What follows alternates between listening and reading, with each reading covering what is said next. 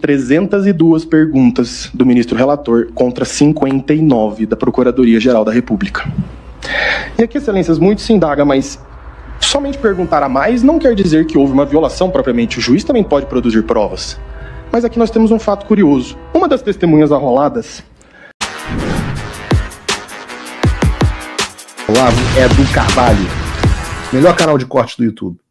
Opa, eu sei que você não aguenta mais ouvir, eu pedi para você fazer o triplo C, curtir, comentar e compartilhar, mas eu peço porque 4 entre cada 10 pessoas sequer estão inscritas no canal e a maioria não ativa as notificações e nem curte o vídeo, e isso prejudica o nosso algoritmo. Então ajuda a gente aí, brigadão.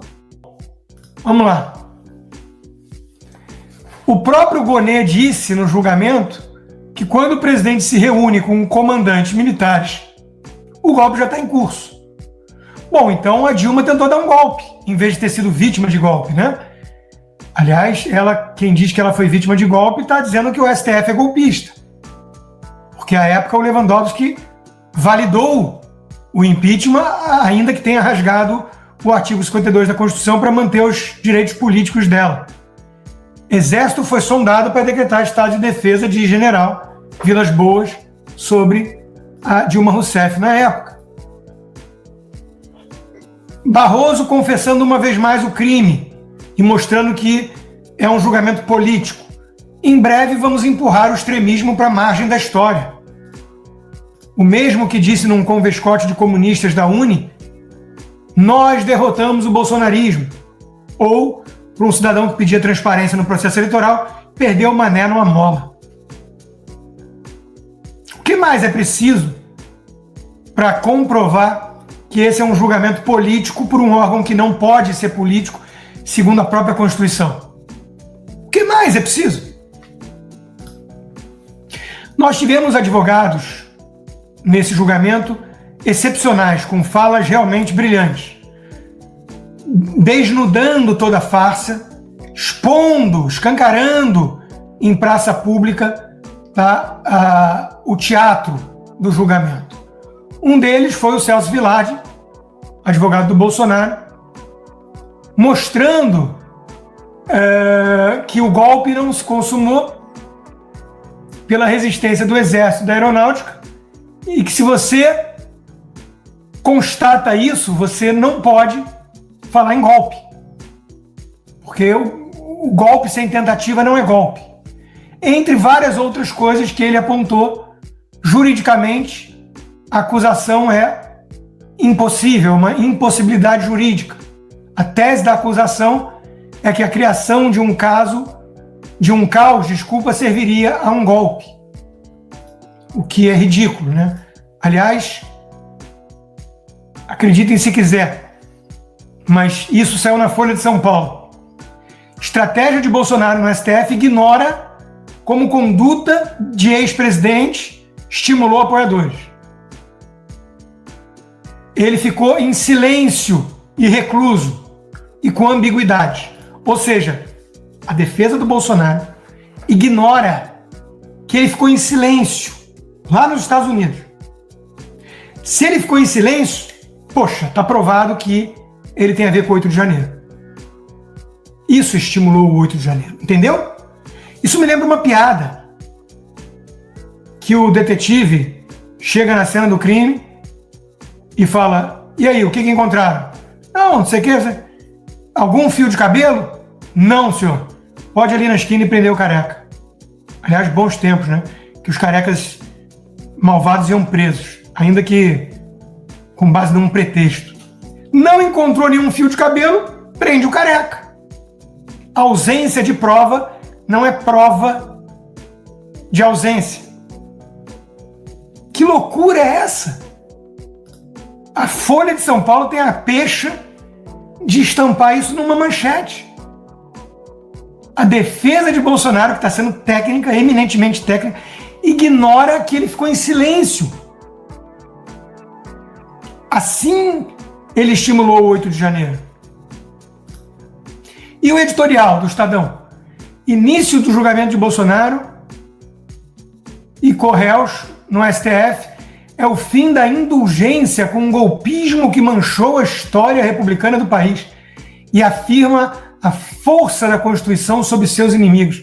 Vai lamber bota de ditador togado, ou vai lamber toga de tirano assim, lá onde existem outras juristocracias. O Brasil é o pior exemplo no mundo hoje. Nojento o editorial do Estadão, aplaudindo essa situação. Agora, em que pese alguns advogados terem feito um trabalho brilhante, e eu vou mostrar um deles aqui, o do general Heleno, outros se viram numa constrangedora postura. Fala, amigos do canal. Tá gostando desse vídeo? Então não esqueça de deixar o like, comente o quanto quiser e compartilhe com seus amigos e inimigos por um Brasil melhor e mais justo. Inscreva-se no canal e nos ajude a chegar a 1 milhão de inscritos. Não saia daí que o melhor desse vídeo ainda está por vir. Melhor canal de corte do YouTube. Típica de tiranias, de bajular os ministros do Supremo. Foi o caso de um deles que usou a expressão voto auditável como sinônimo de voto impresso e recebeu um pito da ministra Carmen Lúcia. Aquela que tem pinta de moderada, que a Globo idolatra, mas que no fundo é uma baita de uma autoritária. Defendeu a censura ao Brasil Paralelo, reconhecendo que era censura, mas até segunda-feira, de forma excepcional, pode. Chamou 213 milhões de brasileiros de pequenos tiranos e deu um pito com o dedo em riste ao advogado, dizendo que voto já é auditável no Brasil, sim senhor. Não é o que diz a consultoria contratada pelo PSDB em 2014, após a derrota estranha de Aécio Neves. Constataram que não era auditável. O próprio site do TSE tinha um vídeo didático mostrando por que o voto impresso ajudaria, sem nenhum bicho de 7 cabeças, a tornar mais transparente e auditável o processo eleitoral. Bandeira essa que já defendeu Requião, Brizola, Lula, Amoedo e tantos outros antes de virar tabu, antes de virar ataque às instituições bolsonarista, ataque bolsonarista às instituições. Com vocês, Carmen Lúcia, defendendo a censura. Este é um caso que, ainda que em sede de liminar, é um caso extremamente grave, porque, de fato, nós temos uma jurisprudência no Supremo Tribunal Federal, na esteira da Constituição, no sentido do impedimento de qualquer forma de censura. E medidas como essas, mesmo em fase de liminar, precisam de ser tomadas como se fosse algo que pode ser um veneno ou um remédio. E neste caso, portanto, como se trata de liminar e sem nenhum comprometimento, presidente, quanto à inteireza de manutenção no exame que se seguirá, eu vou acompanhar com todos os cuidados o ministro relator, incluído aí a parte da linha C da decisão, que é a que me preocupa enormemente. Não se pode permitir a volta de censura sob qualquer argumento no Brasil. Este é um caso específico e que estamos na iminência de ter o segundo turno das eleições.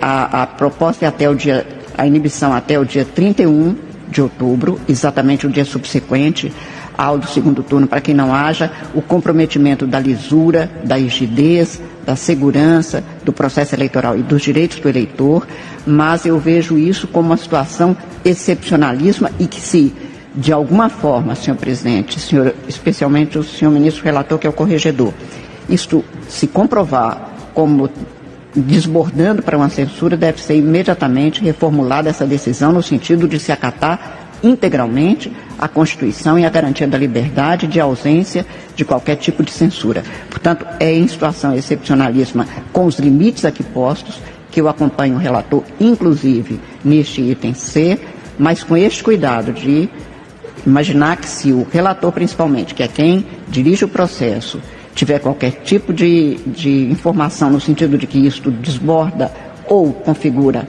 algum tipo de cerceamento à liberdade de expressão, precisa de ser reformado, inclusive blá, blá, blá, blá, blá, blá, blá. Na prática, votou com o relator, apoiou a censura. É uma autoritária, é uma grande tirana contra 213 milhões de pequenos cidadãos. Bom, esse advogado que aceitou o pito de Carmen Lúcia e veio pedir desculpas depois por usar a expressão voto impresso, dando a opinião dele, inclusive, que concordava com ela, esse advogado teve uma postura infame, mas mostra bem que ele está diante de tiranos. E quem tem medo, né? Já o advogado general Heleno foi brilhante em sua explanação para resgatar os fatos. Nós temos 302 perguntas do ministro relator contra 59 da Procuradoria-Geral da República.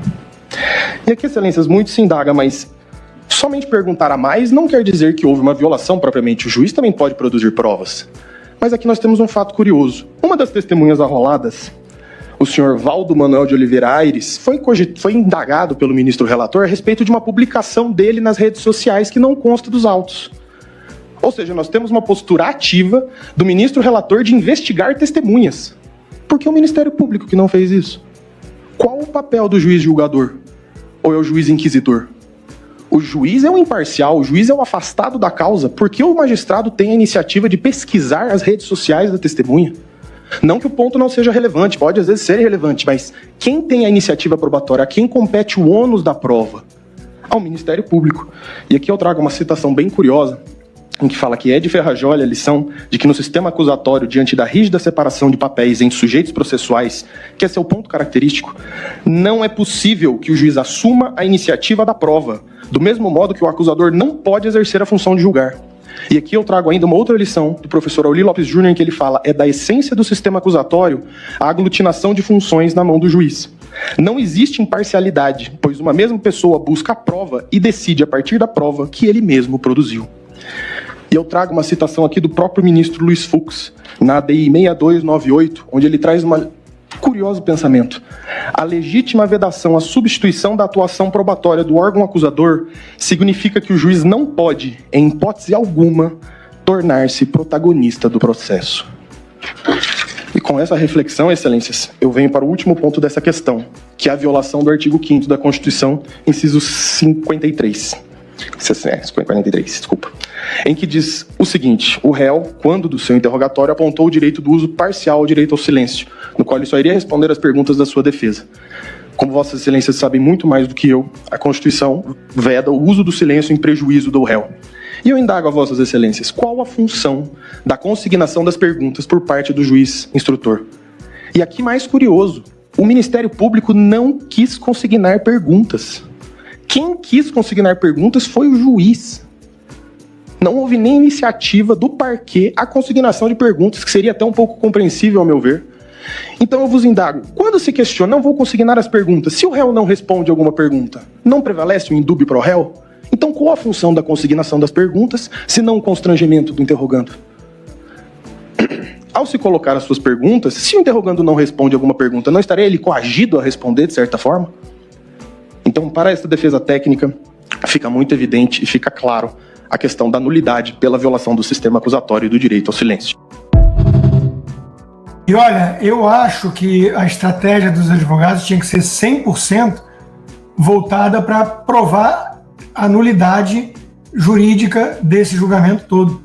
Mostrar que não tem a competência, o foro adequado, mostrar que é perseguição política, mostrar tudo isso que a gente está cansado de falar aqui. Muito obrigado pela preferência, sob censura ainda, né? Muito obrigado e peço encarecidamente que quem quiser apoiar o meu trabalho independente, que é, cá entre nós, o que eu mais gosto, sem demérito a todos os outros, e são vários empregadores, parceiros, mas esse é o que eu mais gosto de fazer. Sou eu e vocês direto aqui, né? Vá lá no rodrigoconstantino.com e considere se tornar um patrono hoje mesmo.